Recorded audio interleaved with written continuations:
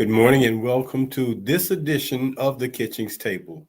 I'm your host, W. Earl Kitchings, and joining me on these Tuesday mornings at 10 o'clock, as usual, my co host, Miss Ronleen Kennedy.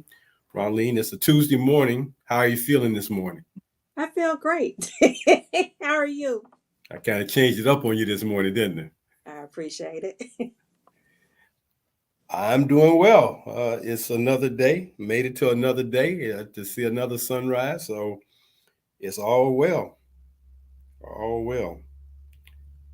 So I was thinking about today's show and what the topic of today is, and I was curious to know when you were coming up, what did people or your parents tell you was a good food for your brain? They would say it was kind of like brain food, something like that. What would they tell you that would be?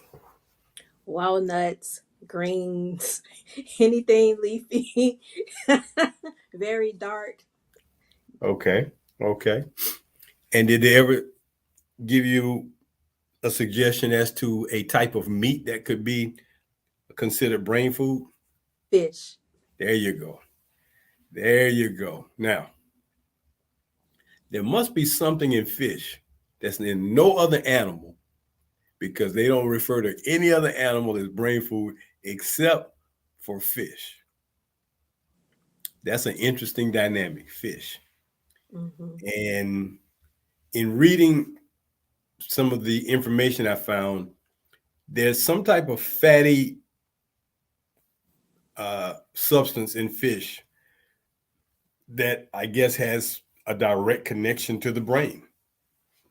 So from that perspective, I guess if you eat fish every day, supposedly you'll. It never said it will make you smart. It just said it was good for the brain. So let's not mix that up. Eating a lot of fish doesn't necessarily make you smart. It's just a way of nourishing the brain and those cells in the brains. So today our topic is brain food, and not just physical food that you nourish your body with to feed your brain, but um, other things that may provide you with food for nourishment that is necessary.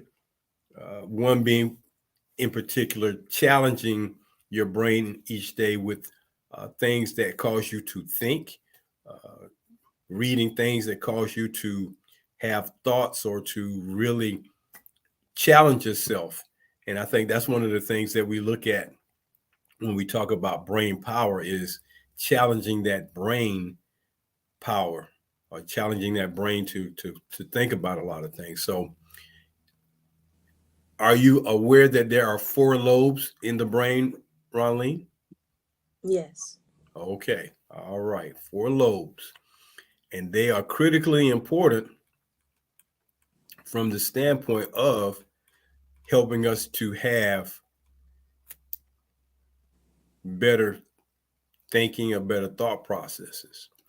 And real quick to give you an anatomy of what the brain is, of course, uh, if someone asks you a trivia question and say, well, is the brain an organ or is it a muscle?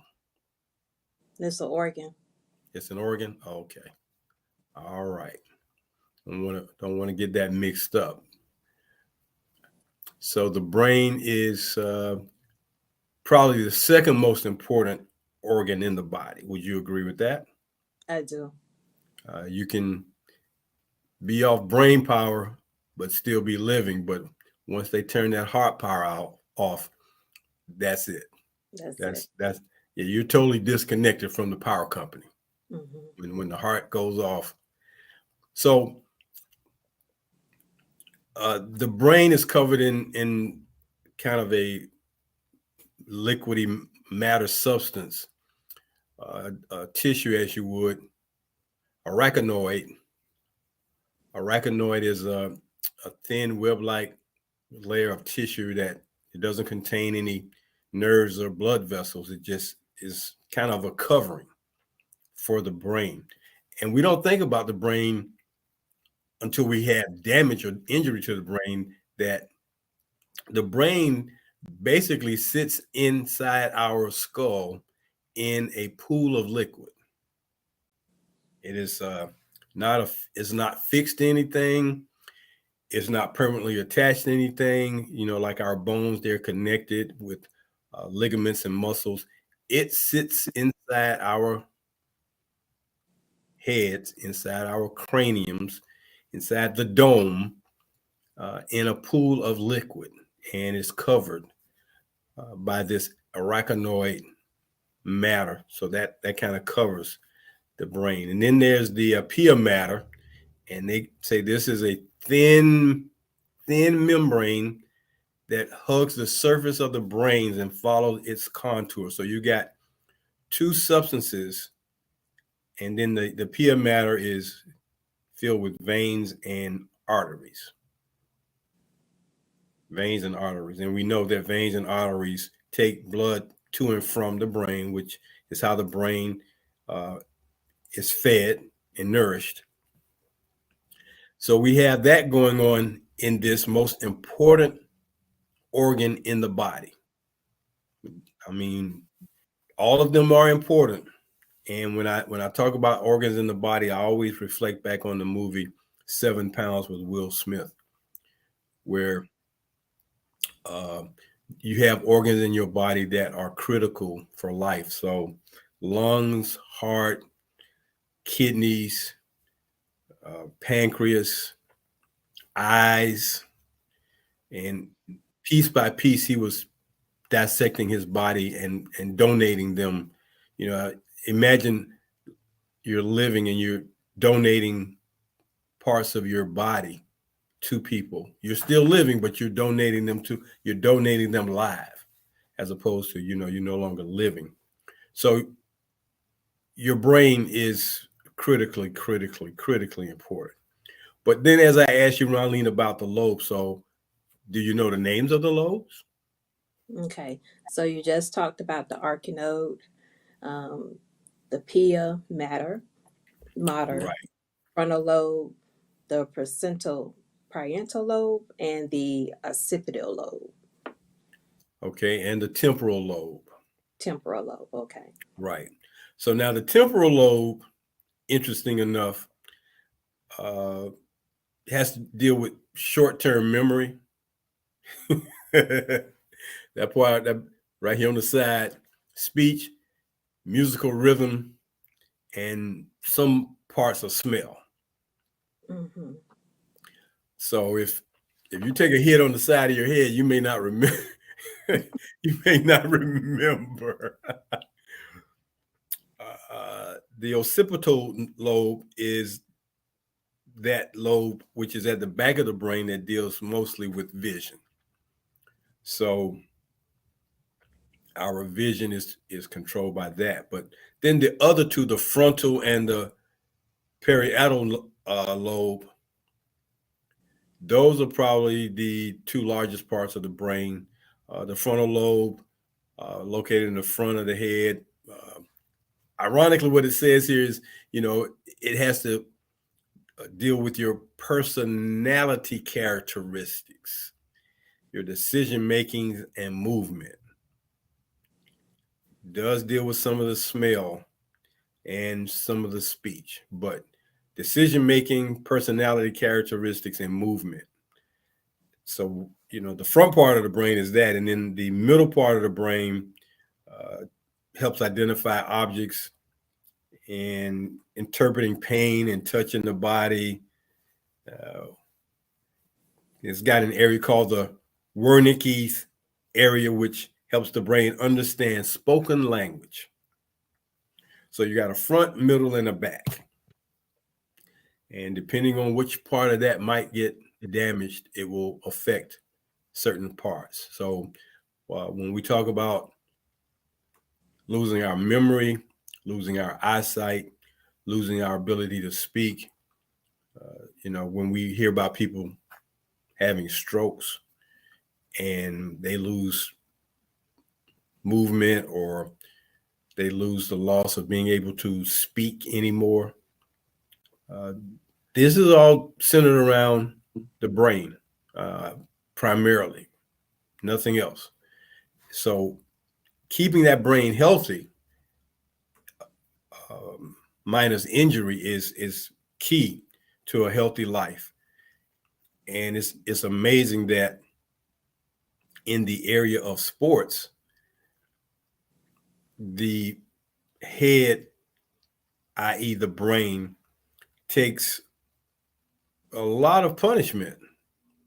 A lot of punishment. I mean, we don't look at it that way when we see athletes playing. Ironically, the two sports that have probably can cause the most significant damage would be football and hockey. Mm. Football and hockey, because collision sports, you involve your brain and your head when you're dealing with collision sports like football. Hockey, not so much collision, but the fact that you're playing with a frozen piece of rubber. And if that thing, is coming at hundreds of miles per hour, and if it hits you the right way, that's going to take you uh, out. And then the most damaging sport for direct punishment to the brain is called boxing. Mhm. That, when you think about, watching it is one thing, but when the damage happens or injury happens, we start to wonder, should we not have this sport anymore? Because body shots are one thing, head shots are something else. And when you see some of the knockouts and how guys can get stopped in their tracks, or they get hit and they look like they're not hit, and they pause for a second, and then another second later you see them just drop. uh, that's some brain damage, not serious brain damage, but it's definitely caused that brain to shut some things down, to cause the body to go down. So uh, boxing, kickboxing, those two sports are probably as deadly as football, followed by hockey. Uh, there are other sports that require helmets, such as racing.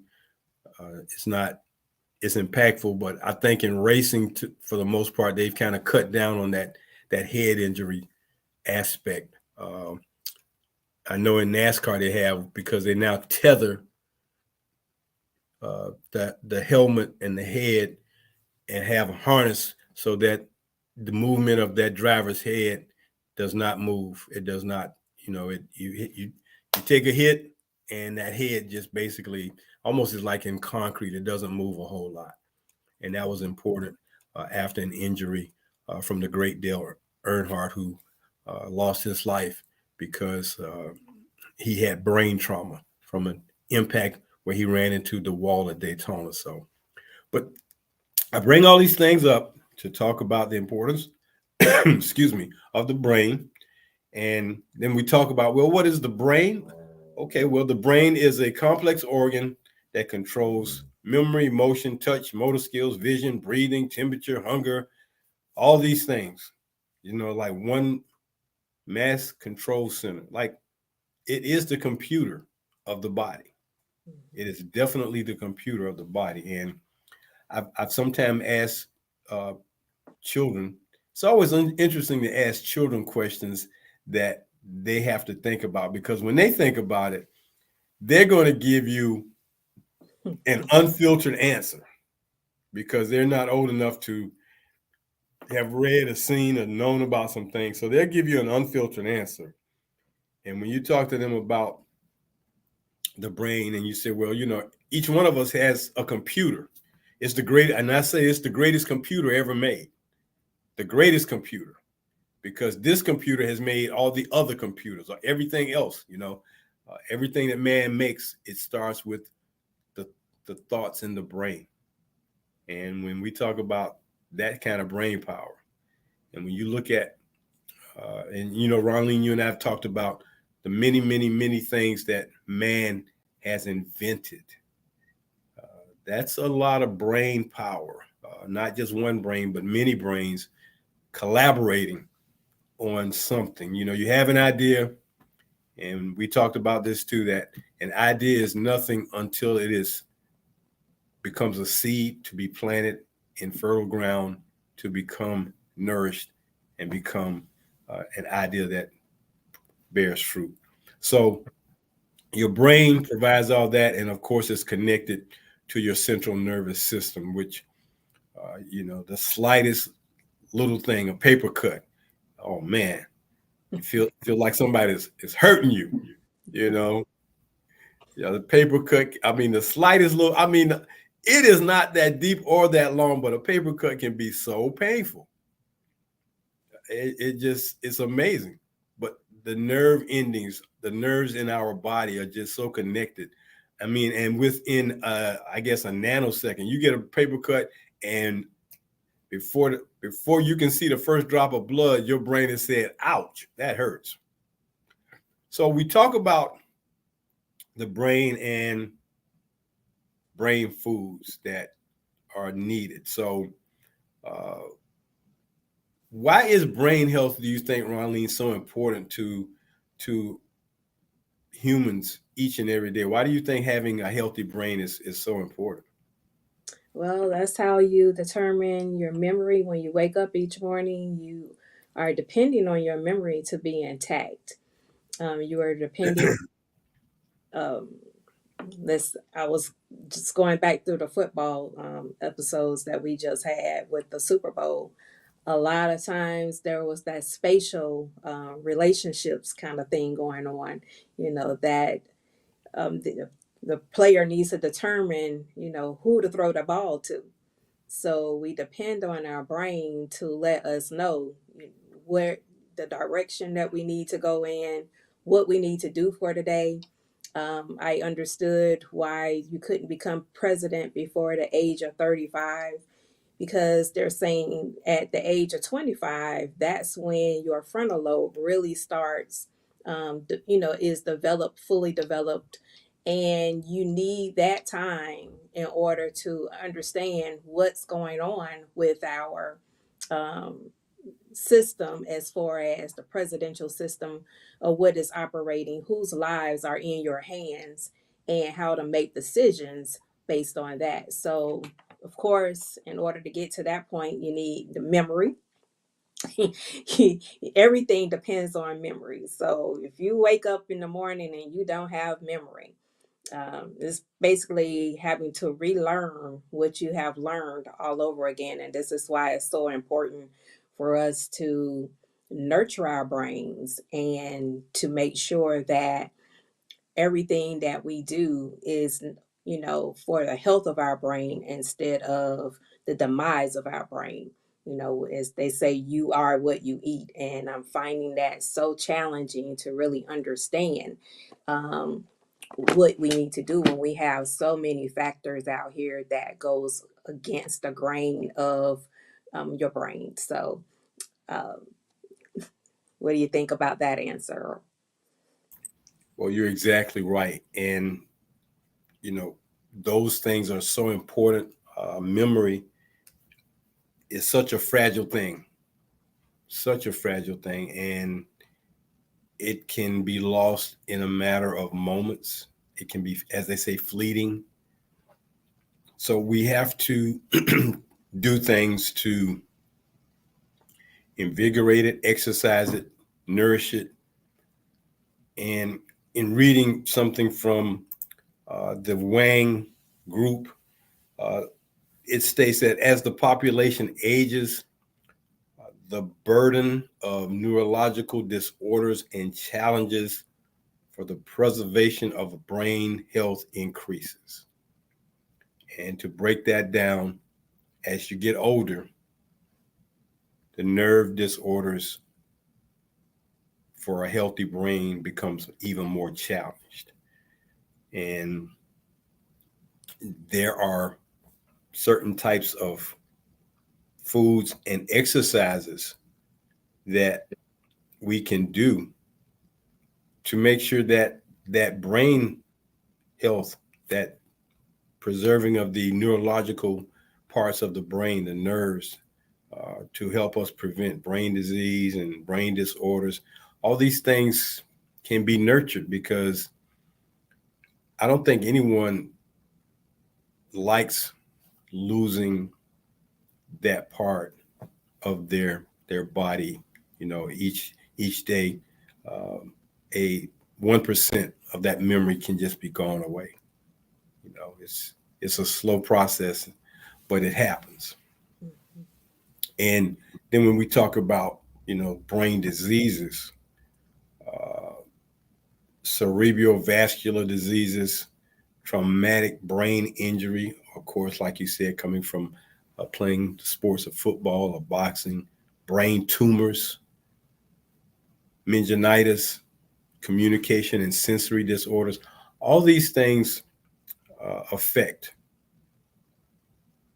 the brain and also affect the quality of life. And I think that's what's underlying a lot of this is the quality of life, tends to go away, or you lose, control of some of these things. We've seen three diseases have more emphasis probably in the last 25 years than ever before, and that's Parkinson's, Alzheimer's, and dementia. And those things are real. And we've heard the stories. We heard uh, family or friends talk about um, people they know or family members who have experienced some of those things. And it's a difficult thing. It's a very difficult thing. So we have to be very mindful of it. So there are some foods that we can utilize for nourishment, the actual nourishment into the body that can directly impact the brain. So I found 12, what they call 12 brain foods. And I guess if you consume these on a regular basis, your brain will be nourished at maximum and help to function better, I guess, each and every day. So um, I'll give you a crack at naming a few of those, Ronline, if you know of any from the Okay, 12, well, 12 right, brain foods. yeah, so right off the rip, my mother was a big advocate, well, my parents, should I say, was a big advocate about nuts. So Okay. they told me anything that looks like something, a part of your body or whatever, then eat it for that. So the first thing is walnuts. Walnuts does have the shape of a brain when you think about all the little cracks and crannies. Oh wow. You're talking about the edible part of the walnut? Yes, I'm talking about the Oh, edible okay. part. Yeah, once you and then when you think about it, you're having to crack that hard shell, so that's what the brain that represents the skull, that's being Shell protected. is the skull. Okay. Yeah. Hmm. Okay. That's Yeah, a good analogy. yes. That's a So good that's analogy. how I was taught. Celery is another one. Okay. Uh, You have that one on my list. Okay. And then, of course, we talked about the fish. What is it about the fish that is so important to the brain? And so I would think that would be the omega fats that's needed for our brain. And that's the only place it seems that you can be able to get that, as they call it, the omega 3. Mm-hmm. Mm-hmm. Okay. And then Okay. those deep leafy vegetables, such as the greens, the kale. They Yeah, even kale. say Yeah. now, soy. There's some Yeah. questions out there about soy. So I don't know if you have that on your list or not, but we don't know if that's good or bad. It's Um, on the list. okay, it's on the list. Now, how about chocolate? They Yep. say the darker the chocolate, the better it is for your brain. Yep. It's on However, the list. a lot of people say, you have to be careful about the chocolate. It could do so many other things or what have you. So don't get all of that sugar. And chocolate is bitter. So you do It have to, is. yes, you do have to sweeten it up with something. And when I thought about it, Earl, we had some conversations not too long ago about food and you were saying what was that, broccoli? It was something about broccoli, or I like the Brussels sprouts. I think that was one of those for you. So Nine Brussels sprout. Nine Brussels sprouts. Nine. you said that would be sitting on No. your plate forever. Yeah, I would still be sitting at the table now talking about eating some Brussels sprouts, i.e., miniature cabbage. Yes, yes, yes. So, um, and the other thing I'm learning, when my son and I, we were just talking about this last night, coffee. So is that also Yeah, on your list? that's on the list. Okay, all right. Now I'm gonna let them turn it over to you so you could tell them what's on the list. Okay, so what's left? Okay. What's left? So eggs, Oh, okay. eggs. All right, eggs, avocados, Okay, nice. avocados, whole grains, Okay. whole grains, and you might be better off with getting those out of some whole grain cereals, Mm, perhaps. okay. And to double up on that, you have your whole grain cereals and you put some berries on them. Berries. Okay. Now, let's see, berries, raspberries, blueberry. Now they really say that blueberries are like that's the one. Mm, Blueberries, okay? Blackberries, strawberries, but it just says berries. So I guess any one of the four, but if you put blueberries at the top, blueberries is supposed to be one of the nutrients for the body, but it definitely is for the brain. And then finally, going back to your nuts, peanuts, okay. peanuts. And being that we're in Black History Month, I think about the great Dr. George Washington Carver, and all the things he created from peanuts.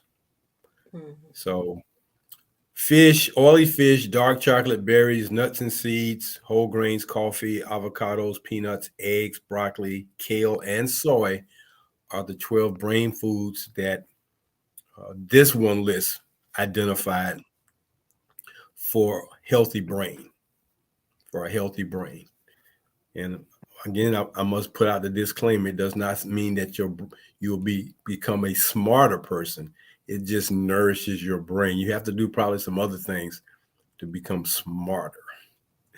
But uh, if your brain has been nourished well, it should give you some longevity.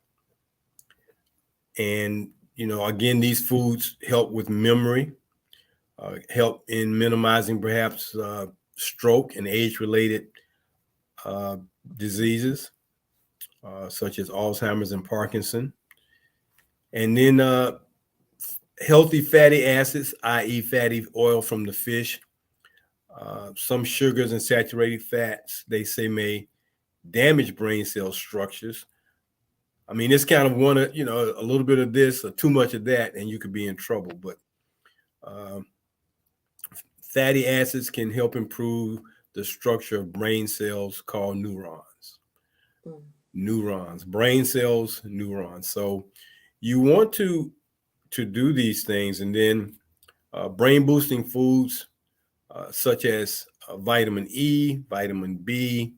You already mentioned the fatty acids, omega fatty acids. So you need a little fat in your diet too, not too much.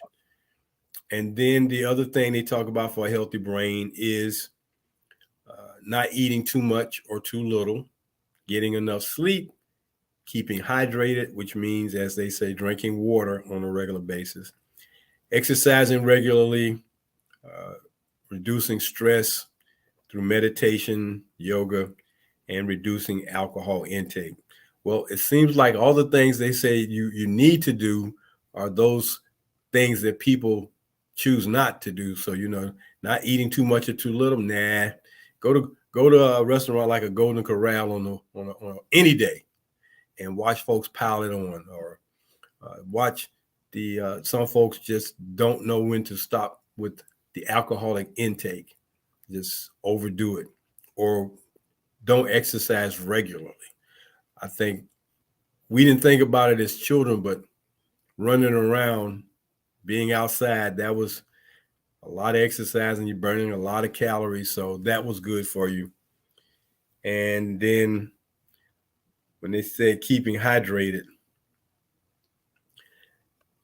that is probably one of the real challenges in this day and time. And, you know, it made me think about what we talked about last week when you talk about there being plastic and minute particles of plastic in the water. I don't know which is worse, Ronley, drinking the water in the day with the plastic in it or drinking it from the water hose back when we were growing up. I wonder. Let's go to our break. Hey, this is the Kitchings Table. Every Tuesday mornings at 10 a.m. You can catch me, Earl Kitchings, and Ronleen Kennedy, my co-host, for another interesting topic on something that can provide you some laughter, some thought processing, or a combination of two here on the Kitchings Table, because that's what we tend to do every Tuesday morning at 10 a.m. Bring something and make you think, give you some thoughts, give you some information that you maybe did not know about. And we've added, not just for the month of February, but every Tuesday morning we have our Black History moment. So getting back to our topic of the day of brain foods, and then Ronleen, you know, having a balanced meal. Now, you know, when we were growing up, you know, they used to always talk about eating a balanced meal, and of course, they would tell us the most important meal of the day was always what meal? Breakfast. Breakfast. You gotta break the fast. You You know, gotta break the break the fast. Okay, yeah, that's a good way of looking at it. Break the fast. And when you're doing that, tell us about how you used to break your fast on school day mornings. Tell us about that, Ronleen. My father would have a pot of oatmeal on the stove, so it'd be oatmeal. It'd be sausage, eggs, bacon, grits, things like that. And then as we started going through the food and nutrition process, I used to question him like, okay, they said what we're eating in the mornings are not good for us. And he said, well, if you eat those grits, and my grandmother used to say it best, it'll stick to your ribs so you won't be hungry all day. So um, I'm here today. Are you here today because of the grits I don't and know the what oatmeal? yes, but that's what he said. This is what he wanted to make sure that I wasn't one of those children walking around hungry and not being able to learn. So Hmm. there you have it. But as we got older and we learned more, you need to have that fruit in the morning to break that fast. Something, and then as you said, if you want to really nourish your brain, um, that dark chocolate, that coffee, that gets you started in the morning, to be able to help. And it wouldn't help to have some salmon croquettes. We used to have that back in the day. So, in addition to the sausage and everything Okay, else. okay, So, Ronleen, you're making some people get hungry all over again. You know, you start talking about yes, salmon croquettes and grits with a biscuit. yes, yes, yes, yes. Mm, mm, mm. Mhm. Man, oh man, or fish and grits. Fish and grits. Mm, Yes. mm, mm. Now we've gotten sophisticated in our older years, adding shrimp to the table in the morning breakfast. Yeah, shrimp and grits. I haven't quite acquired that taste yet. I Okay.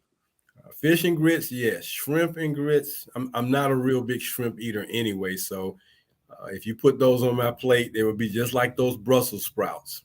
They'd just be They'll sitting still there. be on the table. They'll still be sitting there waiting on you Ah. to take them off. And no. So and I tell you what, if you want to see something left on the plate for me, put some Brussels sprout shrimp and oatmeal on a plate, and you'll be like, you didn't touch your food. Nope, I did not. you say, deuces? Nah, not something I really have a fancy for. So never did acquire the taste for oatmeal. So I didn't have a lot of oatmeal for breakfast, hardly any. Grits, yes. Eggs, yes. Sausage, bacon, yes. Toast, yes. For breakfast, but not a whole lot of, no, hardly any oatmeal, like 1%, and even that 1% would be still in the bowl. Like, I don't know who's going to eat that, but I'm out of here. So, Earl, what comes back to mind as well, I know a lot of people expected me to say cereal. Well, the only mhm. cereal we had in our house was cornflakes. And that's when you that's when you thought about your berries, your strawberries, whatever you could top that with so you can have an excuse to put some sugar on. Now, Ronlene, there were two kinds of cornflakes. Okay, tell me what they were. So now there was the basic cornflakes, Okay. and I think back when we were coming up, the brand most preferred was Kellogg's. So you Yes, had the rooster on the box. That right. was, but the favorite Are you talking about cornflake, frosted flakes? Frosted Flakes. I don't think any child left any Frosted Flakes in the bowl. Yeah, they wanted that tiger. They wanted that tiger. To say Tony, great. yeah, they wanted to be great. Tony the Tiger. And so you talk about those cereals, and if there was nothing else, you would eat cereal. And taken from a scene from the movie Friday, when you ran out of milk, what they said, just pour some water on it. Like, Yeah. no, no, no, no. No, I can't mess up my Frosted Flakes with no water. I no. can't do that. Water on my Frosted Flakes? I'm not Oh, going to be great. yes, and then if we had ran out of milk, as my grandmother would call it, sweet milk. If we had ran out of the cow's milk, the first thing that would happen is, okay, break out those cans, that carnation milk. And it's like, what? Yeah, and then you have to dilute that with water. The things you had to do to make other things happen just for survival. No milk, take some of that carnation milk, mix it with a little water, put it over your cereal. Oh, No. and then Earl, they had a nerve to come out with the powdered milk. Remember that? Yeah, powdered milk. Yeah, I can't say I had any of that. And I don't know about. So, yeah, but cereal, uh, that was a staple. Milk and cereal and milk. If you can't eat anything else, get your bowl of cereal. Even to this day, if you get hungry at night, go eat your bowl of cereal. Right. And You know, don't do it without the fruit. Put your fruit on there. put your fruit on. Put your fruit on there and enjoy. So, the cereals are one thing, but then all the sweet, the sugary cereals that they have nowadays, it is unbelievable. Yeah, they're killers. Oh man! But Mhm. the fact that they used to have animated animals helping sell the product. So Tony was selling the Frosted Flakes, the Sugar Bear was selling Sugar Crisp. You had the Sugar Pops. You know, uh, it was just interesting that the manufacturers found ways to market and sell their products using animals to be the spokespersons for the cereals. Sugar Bear used to say couldn't get enough of the Sugar Crisp. Can't get enough. Mhm. Wow. You become Did he addicted. call it super? Did he call it super sugar crisp? Well, did they come out with super sugar crisp? That's I, that's sometimes powerful. yeah, that's ringing in my head. Oh, okay. And then you got the Captain Crunch, and then you got the Lucky Charms and Count Dracula and Cocoa Puffs, and the one cereal. It wasn't. I don't think it was really sweet, but it had a unique animal to market it, and that was Trix. Hmm. The Oh yeah, rabbit. funny. Tricks are for who? Kids. Kids. Mhm. So we talk about brain food, but we got to toss in a little bit of the marketing for this cereal stuff as to how they went about marketing cereals to children. Uh, what about Apple Jacks?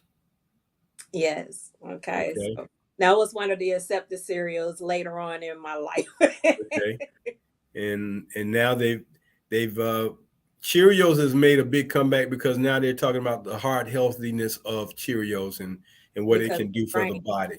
Yes, the So grain. Yeah. Hmm. yeah, so Cheerios was a I don't think we put a lot of Cheerio boxes in the shopping cart if we had a choice, you know. And then, heaven forbid, Raisin Bran, no, or brand. What was it? The brand shredded wheat. The shredded Yes. wheat. You know. Yeah, that now the shredded wheat for me was good when it was the frosted shredded wheat.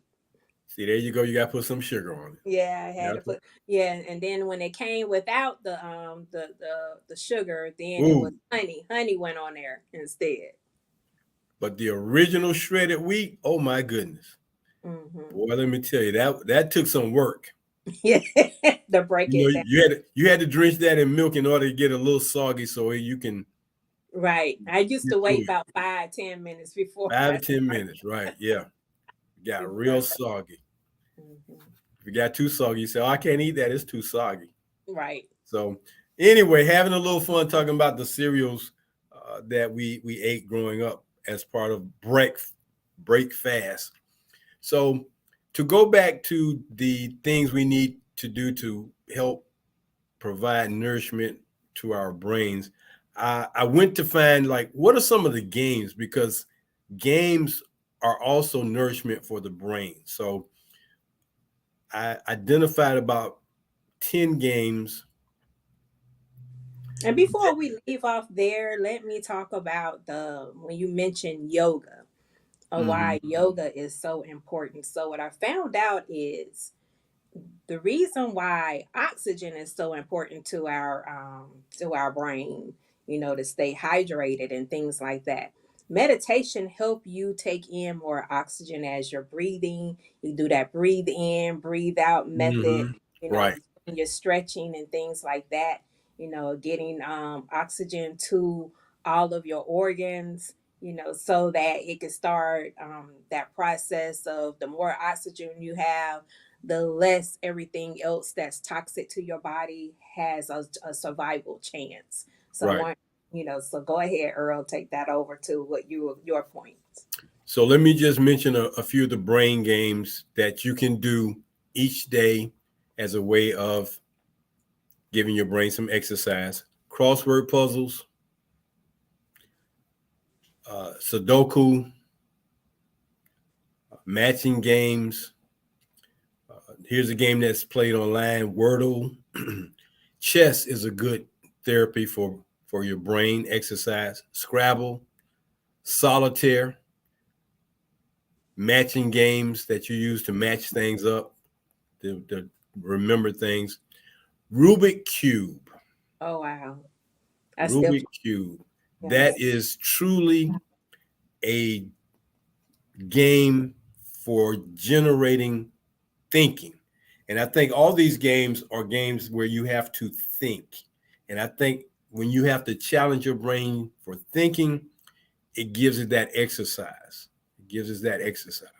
So depending on which game you choose or which game you like, try doing one of those every day when you can and see what it does to help you in your efforts. So, Hmm. Ronlene, I'm going to lead into your doing our Black History moment of the week. And who is your guest for this week? Okay, all right. So this week we're going to honor um, James Earl Jones. James Earl Jones, he has earned so many accolades over his years. and he's 93 as of January the 17th. I believe he shares a birthday with Michelle Obama. As a matter of fact, I believe that's her birthday. He has been around, that icon. You know, some people know him from The Hunt from Red October. Some people know him from Star Wars as Darth Vader. He has that distinct voice. Um, he has that distinct voice, and we just want to honor him today. He's one of our legends. He served in the U.S. Army. He thought he was going to have to be. He was ready. He was ready. Didn't want to do it, but he was ready for the Korean War. And he ended up getting commissioned after the Korean War was over. He did his time in the U.S. Army as from December to August, from December of 1953, and that's when the Korean War had ended during the summer, the early summer of that same year. And he finished out his course in August of 1955. And um, he was in one of those situations to wherein did he want to continue his career path in the army, or did he want to go back to what he loved, and that was acting. His father was an actor as well. His father was Robert Jones, and he got a chance to do a few things with his father, in that he really didn't know his father until he was an adult. And, you know, when I think about uh, the things that he had to overcome as a child, he had a stuttering problem, which caused him to go mute. Um, it caused him not to want to speak. And he went that way for many years. And one of his teachers thought of a way, because he wrote very well, to bring him out of that mute stage to the speaking stage. And I am so glad that he did, because he has done amazingly well throughout the years. He is the winner of Emmy, Grammy, Tony, and Oscar awards. He is giving us many things for us to be proud of in our history. And one of the things that, we're talking about the brain today, as I stated, is that he had to learn how to read, and exercising that brain power, if you will, to learn how to read. And, I'm in a group where you read at least 10 minutes a day, and that is also helpful for your brain. So, I know, Earl, you probably want to bring some more about him. The last thing that I want to say, besides all of the awards that he has received, they did name, he loved Broadway shows, he loved to perform, and they did name one of the theaters after him. So he has a James Earl Jones Theater now that's in his memory. So thank you so much for allowing me to bring that to the forefront, Earl. James Earl Jones. James Earl Jones, one of the most iconic actors of our time. The voice, the acting. I first remember seeing James Earl Jones in the movie about the great boxing champion Jack Johnson, The Great White Hope. That was a Broadway play that got rave reviews. He got rave reviews. I think that's when we really discovered James Earl Jones. So we're thankful that he has given us so much of his talent, to have seen him perform, and thankful for all that he has done in his movie and theater career. And of course, he'll forever be the voice of Darth Vader. Darth Vader, y'all. Forever. So I don't think they could have found a better voice than him. So anyway, Speaking that's of, going to do it for us today here on the Kitchings Table. Our topic today was brain food. We hope that something that we share with you today will give you some brain power. Until next Tuesday morning at 10 o'clock, for my co-host, Ronleen Kennedy, I'm W. Earl Kitchings, your host. Hoping that you'll have a great week. And as we say each and every Tuesday, do something good for somebody else today. Bye-bye, everybody.